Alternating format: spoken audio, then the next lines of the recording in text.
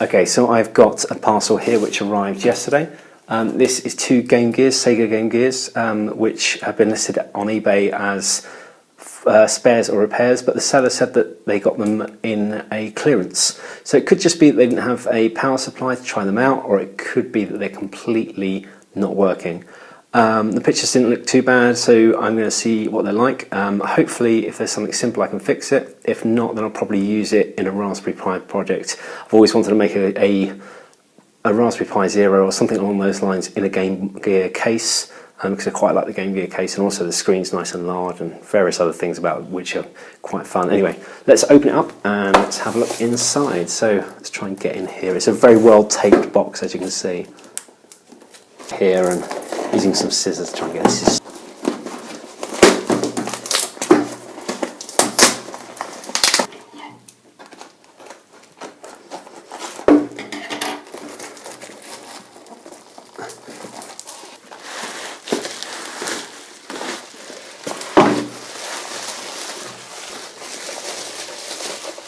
So here they are, here's the first one. Let's do with a little bit of cleaning. I think that screen needs a bit of a polishing. The case looks like it needs cleaning as well. Yeah, it seems like it's not too bad. Let's have a look at the second one. Yeah, same again, just a bit of polishing on the screen, a few other bits and pieces as well. Thankfully no bits missing there, all the back plates in order. It doesn't look from this one as if there's any battery leakage there, battery corrosion. Let's go and have a look at this one over here. Yep, fair bit of battery corrosion in there. I mean, to be fair, that was in the pictures, so we'll just have to get rid of that. And yeah, a fair bit on the side there. More on this side than there is on that side. So, not too bad at the moment. I'm going to go and take a sort of closer look, and then I'll come back and see what we can find. So I decided to take a look at the Game Gear that's had all the rust in the back of it, all the battery corrosion. And this is actually about the third time that I tried switching it on. The first two times nothing happened. The red light, the LED came on, but nothing on the screen at all. And as you can see from this, it really doesn't want to do anything. Now the sound was working, but that's the only thing I could get out of it. And you can see from the battery compartments how much rust there is in here, and how much corrosion those batteries have caused. In fact, it's all over the place. Even the back plates for the battery compartments have rust on them. Both of them have a little bit of rust on them. I put those aside for now and decided that I would try and open this thing up and have a look inside. And first of all, I used quite a small screwdriver to open it up. There's quite a lot of screws in this, and actually quite a lot of hidden inside, but there's a load of actual screw heads on the outside as well, so there's lots of screws holding this thing together. I was quite surprised at just how many screws there are.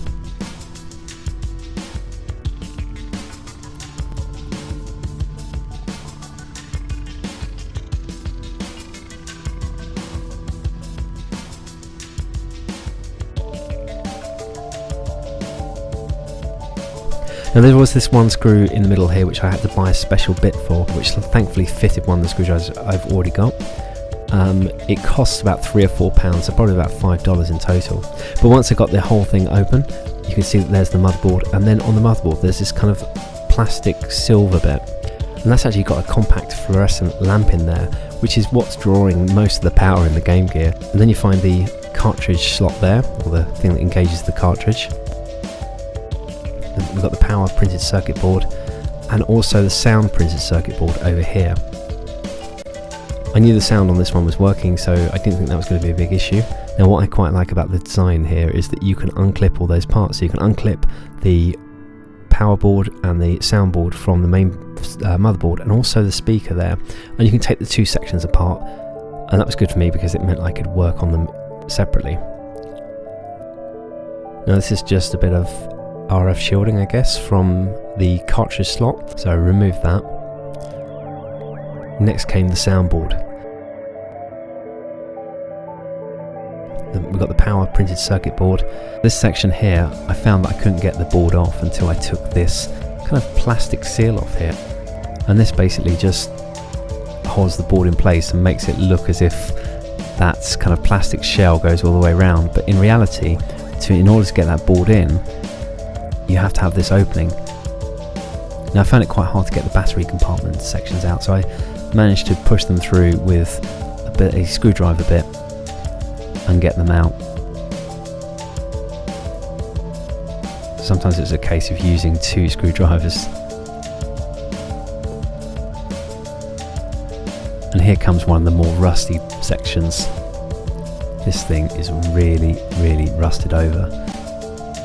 Now as I was going, I was using an ice cube tray, and I was actually marking off where I was putting different screws so that I could remember what I had in what order. The next problem I had was the cables that connected some of those battery compartment sections together. I'd pulled back the shielding of them, and I just got my soldering iron and gave them a little touch, and that released the wires, which meant I could then push out the remaining bits of battery compartment's metal there. I had to take some of the solder off with a soldering braid in order to get it through the small gap, but once I got it out, it was fairly easy to snap them out of place.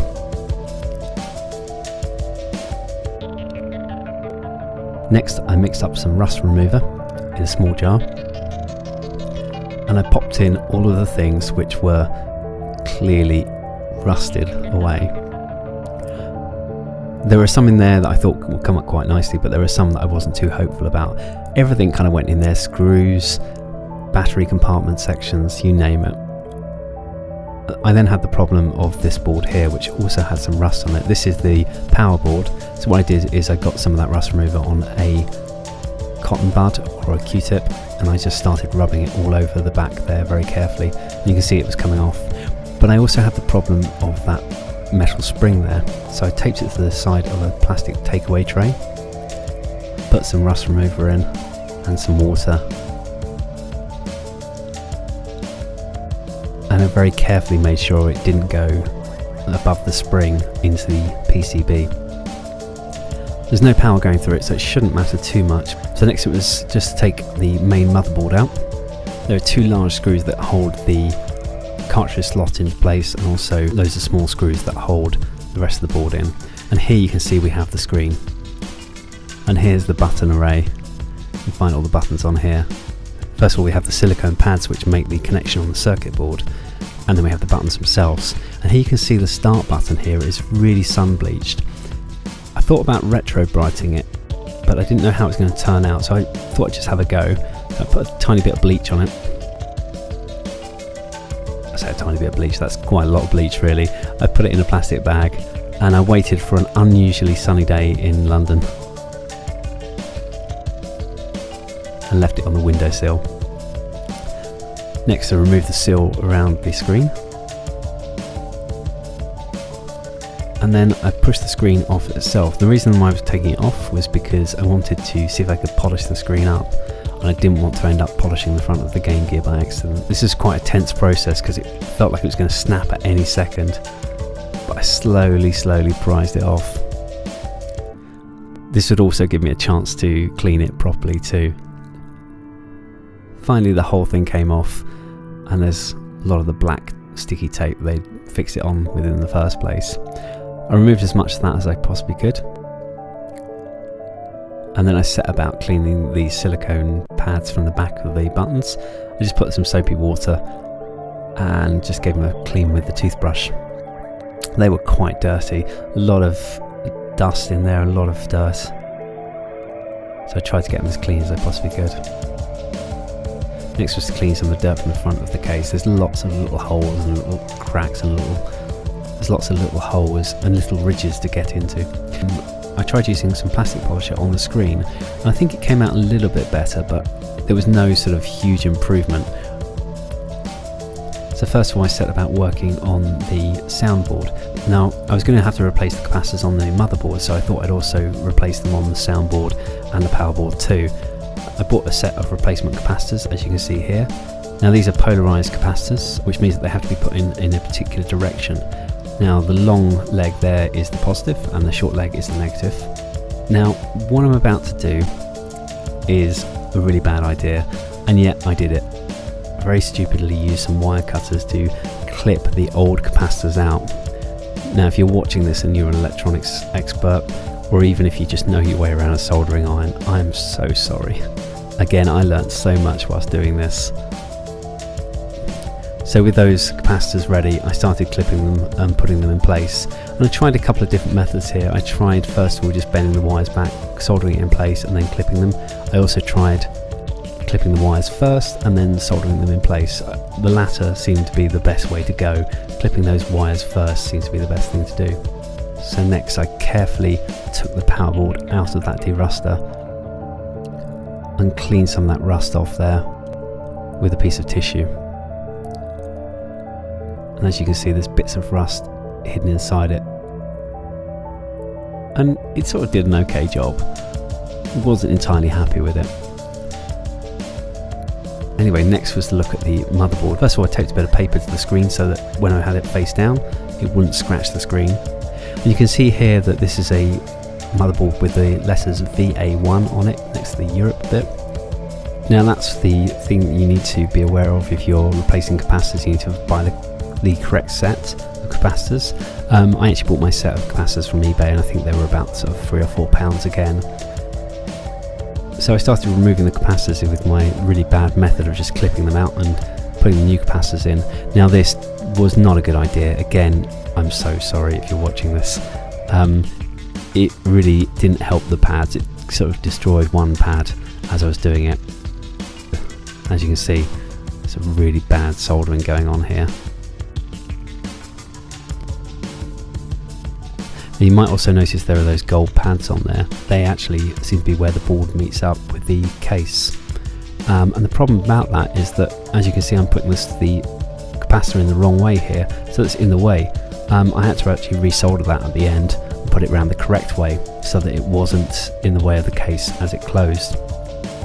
And the biggest learning point that I had, other than removing things properly, was that you have to be very aware of the way things are going to go back together. So you have to be aware of how much space you've got in which places in the case.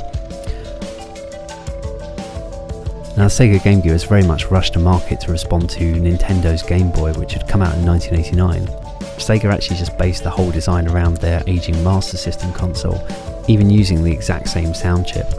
There are a few minor tweaks here and there, such as increased colour palette and the ability to play stereo sound over the headphones. So with all the capacitors back in the motherboard, I switched it on and yeah, something was wrong and I didn't quite know what. So I had a bit of a hunt and I found that I'd actually missed out one of the capacitors. And what was worse is that I'd got the whole sequence wrong. So I'd actually end up putting the wrong capacitor in the wrong place and then missed out a capacitor elsewhere. So this one I had to remove, take it over to where it was meant to be, solder it in place, and then get the correct capacitor and place it in this space over here. I double checked my capacitor list, I double checked that the polarity was around the right way. I connected the whole thing back up again, all the boards together, switched it on, and yeah. At this point I was really worried. I thought I'd absolutely destroyed it. So, being very careful, I turned the whole thing over and I had another look. In fact, I actually spent ages looking at this and eventually I realised something had happened. This pad here had come free from the board. In fact, actually the whole pad was completely destroyed there through my sloppy work. So I knew that the next thing in line was that transistor, so I just soldered the capacitor straight onto the end of that resistor. And here I am soldering it in place.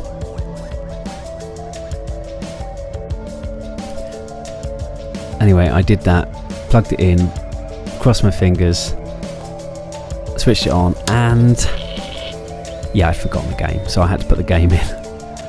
But when I put the game in, thankfully, it amazingly worked. I couldn't believe my luck. So, next thing to do was to start putting things back together. First of all, I got those rusty parts out, which had been soaking for around about a day.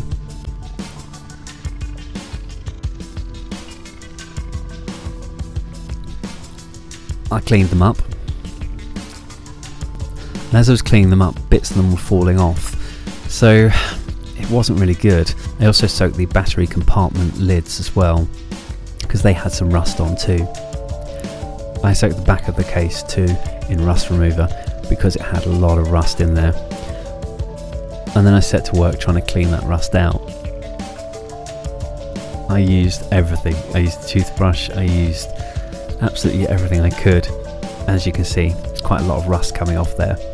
Now, because the battery springs were so rusted away and they were falling to pieces, I had an idea to buy a battery holder from eBay for about £1 or so. I cut out the springs in there. I pulled out the springs that were rusted away on the Game Gear pieces.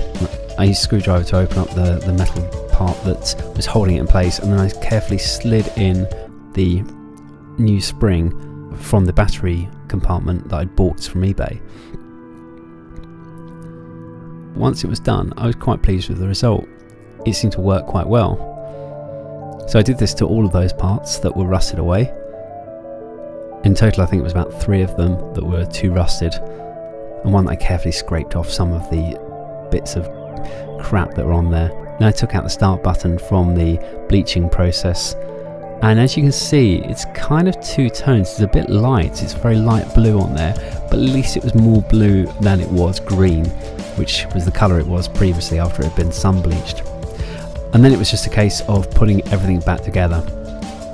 Now, first of all, the buttons went in, and then the silicone pads.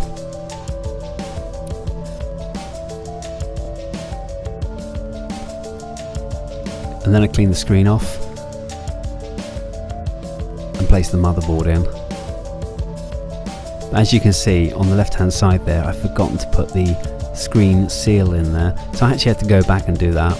And there's a few parts that I completely forgot as I was putting it back together. In fact, I've probably put this back together about 3 or 4 times because I just kept forgetting to do bits. Now, this is a fairly sort of classic thing for me. I tend to forget to actually put things back in the right order, and I have to go back and open and reopen, and that can be a really demoralising situation to be in when you're having to rebuild something for the 4th or 5th time.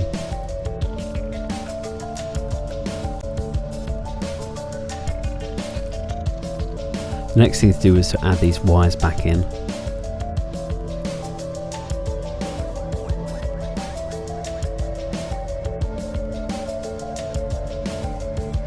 Next, I put the wires that connected the battery compartments back in, and I had to solder these back into place. The metal parts that made up the terminals for the batteries kept moving around, so it was a little bit challenging, but I managed to get there in the end. The most difficult part was actually getting the wires in the correct place in the case.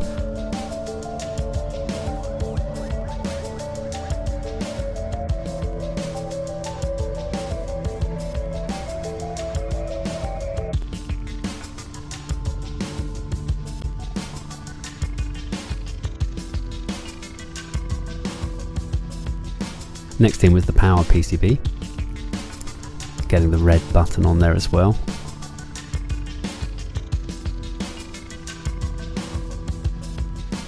With that screwed in place, it was time to get the soundboard in.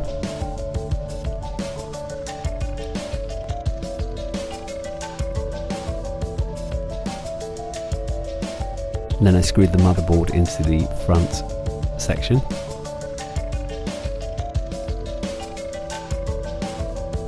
And then I remembered the sill. At this point I was really concerned also with the D-pad. I felt it was a bit sort of, well, it didn't really stay in place. It didn't really have the feel that I wanted it to. It kind of bounced around a bit in the case. So I decided to bulk it out a little bit. And what I did is I got the D-pad out. I very roughly measured around it and then cut a section of a plastic lid out from a food container. With that all worked out, I pierced a hole in the middle so it would fit nicely over the D-pad.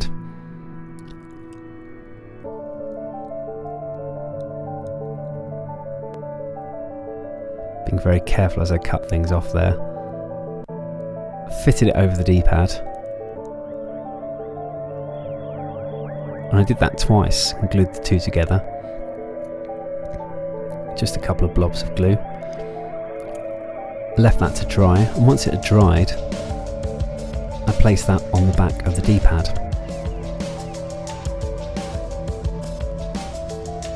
And next it was in with the screen seal.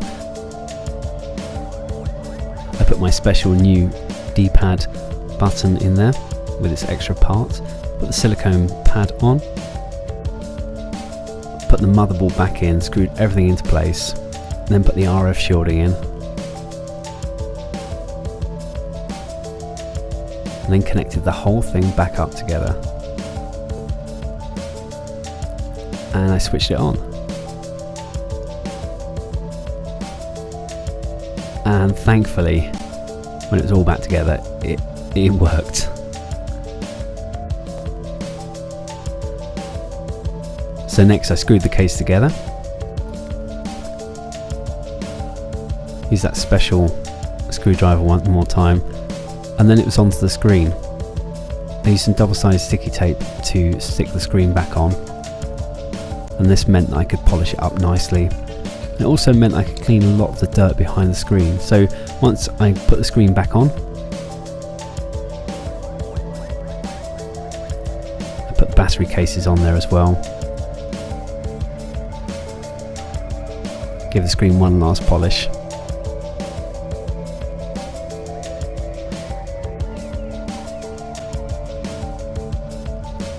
And here's that D-pad again. As you can see, it doesn't really move around much anymore, which is great.